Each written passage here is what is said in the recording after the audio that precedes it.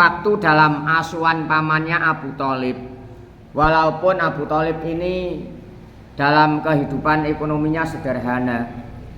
Nah, Abu Thalib ini sangat sayang sekali kepada keponakannya yang namanya Muhammad, melebihi sayangnya pada anak-anaknya sendiri. Kalau makan bersama Nabi Muhammad, kalau makan mencari Muhammad, dirasa kalau ada Muhammad bersama makan waktu itu karena masih kecil, ada kelebihan dan lain daripada yang lain. Kelihatannya sedikit menjadi banyak, artinya barokah, bertambah-tambah barokahnya. Kalau memang ini terjadi, ya memang terjadi, namanya barokah. Barokah itu kelihatannya sedikit tapi bisa menghasilkan dengan banyak, dalam jiwanya besar dan berbagai macam bentuk, bisa enak, nyaman, ayem, tentram dalam kehidupan. Itu dipandang kalau memang dalam kebarokahan berupa makanan. Ini dibuktikan waktu itu Abu Thalib kalau makan mencari ponakannya yang namanya Muhammad. Kalau waktu makan bersama-sama kenyang sekali dan dirasa berat. Artinya dirasa berat apanya, Pak? Ya hasilnya lah gitu. Cepat kenyang dan manfaatnya lebih banyak. Itu diantaranya apa? Ada tanda-tanda kebarokahan pada dirinya dan keponakannya. Lewat apa? Lewat sosial. Walaupun keponakannya sendiri, kalau makan diajak bersama-sama. Pada waktu pengasuhan pamannya Abu Thalib itu. Pada waktu itu, kalau Nabi Muhammad pergi dagang di Kesam,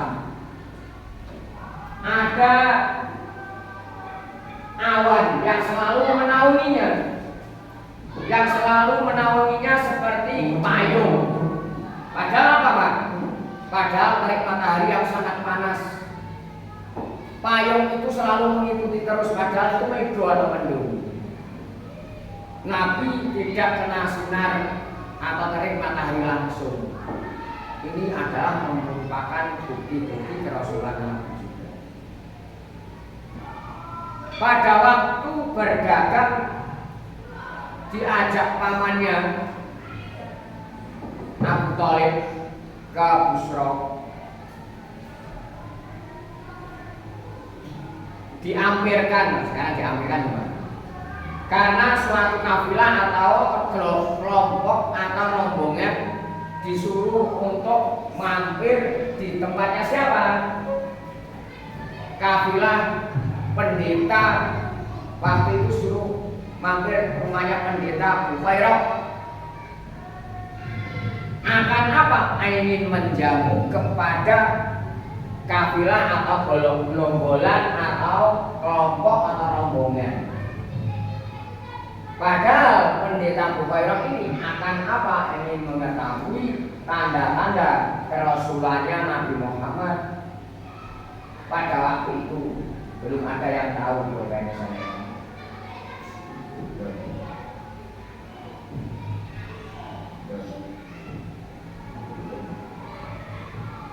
Waktu itu gimana? Semua rombongan menuju ke tempat tinggalnya Bukairah semua. Tapi dirasa masih ada. Abu Thalib, apakah ini masih ada yang di kendaraan? Masih ada, misalkan. Tapi anak kecil, walaupun anak kecil disuruh untuk apa? Masuk atau mengikuti bersama orang-orang yang sudah dewasa.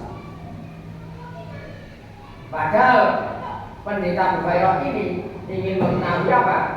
Ingin mencari yang akan menjadi rasul atau pimpinan umat di akhir zaman. Siapa? tak ada lain adalah Muhammad Rasulullah SAW waktu itu masih kecil. Sudah ada tanda-tandanya, yaitu buah dalam pundaknya begini. Ya, pundaknya ada suatu tanda toh. Nah, saya dia andeng-andeng lah.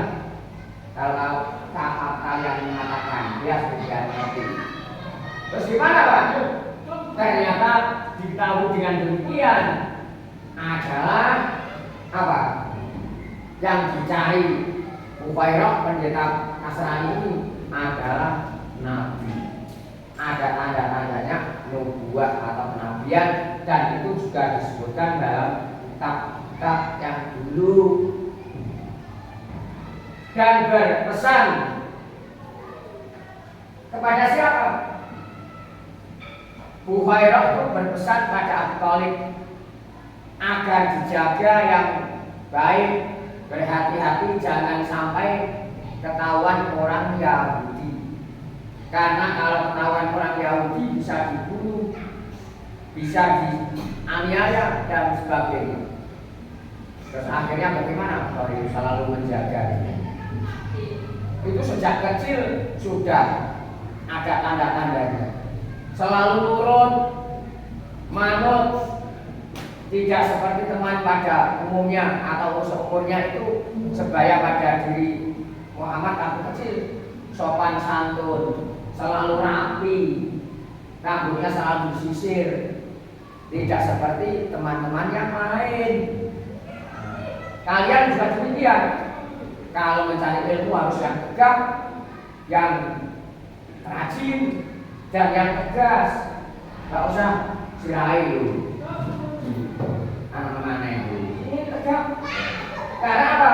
Ilmu, mencari ilmu dengan kesehatan fisik yang sehat akan tidak diterima. Gak usah takut, gak usah minder mencari ilmu.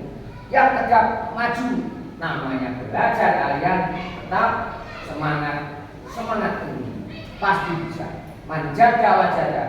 Barang siapa yang sungguh-sungguh akan menemukan. Ini kalau kita begitu. Nabi Muhammad waktu itu masih kecil.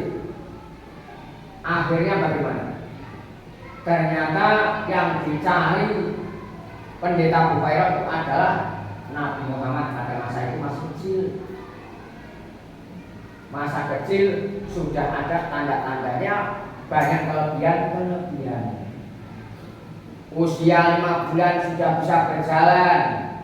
Usia 9 bulan sudah bisa berbicara. Dalam sejarah disebutkan, ada yang sejarah yang mengatakan usia 2 tahun Nabi Muhammad sudah belajar mandiri. Artinya sudah bekerja waktu itu, istilahnya mengembala kambingnya Halimah Sa'diyah bersama anak-anaknya. Karena orang Arab waktu itu diantaranya adalah penghasilannya beternak, tani, tidak seperti sekarang. Itu zaman dulu juga berdagang seperti sekarang, megah di kota-kota Madinah. Mengapa kok mengikuti Halimah Sa'diyah? Karena orang Arab pada masa itu, masa kecil dititipkan orang lain dan sudah tentu dikeluar di desa kelahiran. Untuk apa?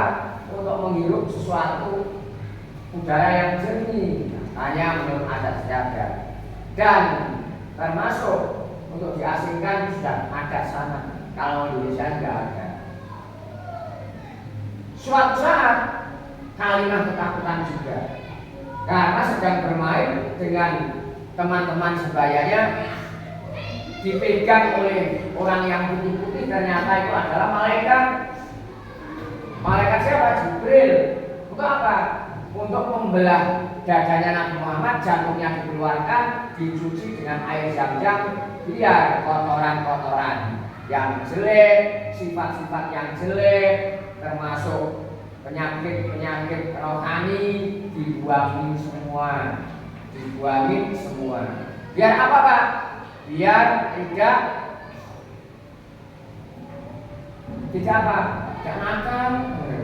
Nabi selalu dijaga, Nabi maksum, Nabi adalah maksum terjaga dalam segala-galanya, selalu berbuat baik kepada siapapun dan selalu mengingatkan pada teman yang kurang pas waktu itu. Beliau termasuk orang yang bijak dalam memberikan wawasan, dalam memberikan tugas, dalam memberikan pencerahan, bentuk apapun, tidak pada umumnya yang lain. Padahal Nabi Muhammad waktu itu masih apa? Masih kecil, belum dewasa, sudah terlihat dalam kebaikan-kebaikan bentuk apapun. Nah, pada waktu itu dagangannya siapa, Pak? Juga mengemban dagangannya Siti Khadijah. Siti Khadijah ini adalah seorang siapa? Seorang janda kaya raya di Mekah waktu itu. Orang yang paling kaya, janda punya anak satu. Akan dipinang orang lain nggak mau, malah jatuh cinta kepada Nabi Muhammad. Nabi Muhammad waktu itu usianya 25 tahun, Khadijah 40 tahun. Karena Khadijah ini sangat cinta. Cintanya sebab apa? Sebab akhlaknya. Sangat cinta kepada akhlaknya yang sangat baik. Nabi Muhammad berkeluarga dengan Khadijah untuk perjuangan. Tapi orang lain yang akan meminang, banyak yang meminang, tidak mau karena bukan karena yang lain, ada karena hartanya. Khadijah adalah orang yang kaya raya waktu itu dan harta kekayaannya untuk perjuangannya. Setelah kawin dikaruniai 6 anak. Nah, makanya kita harus tahu sejarahnya, walaupun sekilas mengetahui siapa sih Nabi Muhammad, bagaimana masa mudanya, masa kecilnya, dan waktu itu perkembangan waktu muda atau remajanya bagaimana sih? Kita harus tahu, karena kita sebagai orang Islam dan Nabi Muhammad termasuk Nabi kita, panutan atau imam di seluruh umat dunia, di seluruh umat di dunia ini. Nabi Muhammad dilahirkan paling akhir, tapi besok yang memimpin sedunia, manusia pimpinan dunia siapa? Nabi Muhammad. Di akhirat besok sudah dunia. Dan usianya atau umurnya paling pendek sendiri. Yang Nabi sebelum Nabi Muhammad ratusan tahun, ada yang 950. Kalau umurnya Nabi Muhammad dan umatnya antara 60 dan 70, yang lebih itu sedikit, yang di bawah itu juga banyak.